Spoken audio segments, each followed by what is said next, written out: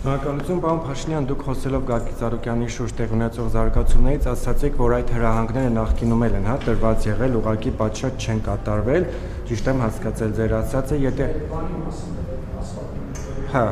նախկինում բազմիցս այդ հրահանգները եղել են։ Այնուամենայնիվ, որովհետև նախկինում եղել են։ Այնուամենայնիվ, տեղի ունեցող զարգացումների վերաբերյալ հնչող տեսակետը այն է, որ եթե Գագիկ Ծառուկյանը չմասնակցեր ընտրական գործընթացներին, չպայքարեր իրենց խոսքերով մանդատագողության, ձայների գողության հետ կապված, ապա տեղի չէր ունենա այն զարգացումները, որոնց ականատեսը հանրությունը այս պահին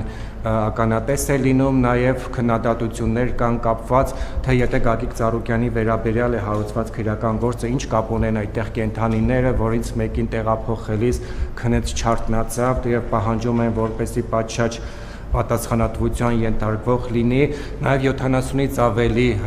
նրան եւ նրա հետ փոխկապակցված անձանց օբյեկտներում կատարված խուզարկություններից հետո կապարակնքվել են եւ բազմաթիվ քաղաքացիներ ըստ էության պարապուրտի են մատնված, ինչ է լինելու նրանց ճակատագիրը, ինչպես է պետությունը այս պարագայում դրանց հետ կապված լուծելու, սա որպես առաջին հարց եւ պարոն Փաշինյան, դուք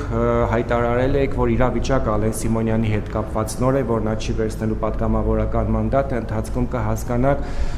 հիմա ինչ որ նոր զարգացում կա, ինչ է լինելու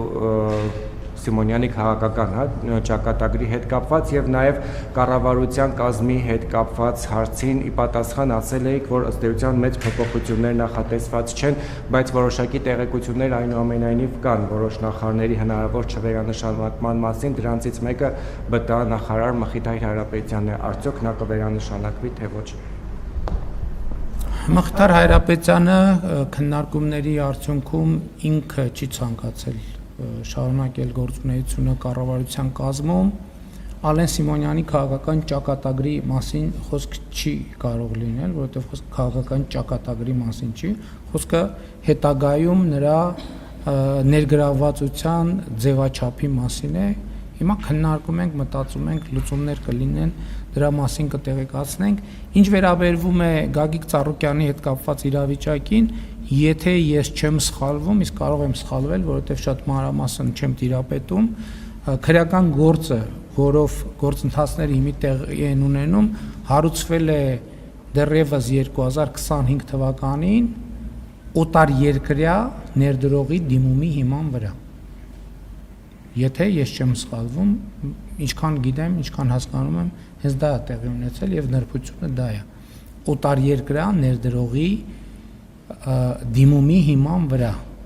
եւ այդ դիմումը վերաբերվել է նրան, որ այսինքն քննչական կոմիտեն ինչքան գիտեմ հաղորդագրություն, այսինքն տեսա լուրերում, որ հաղորդագրությունն է տարածել,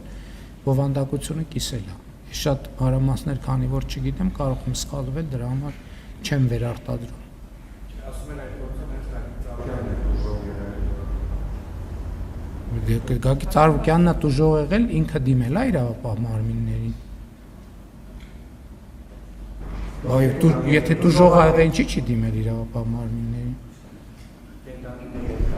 Կենդանիների հետ կապված, եթե կա մարդ, որը պետք է պատասխանատվություն կրի, ինչքան գիտեմ, քննություն է նշանակում։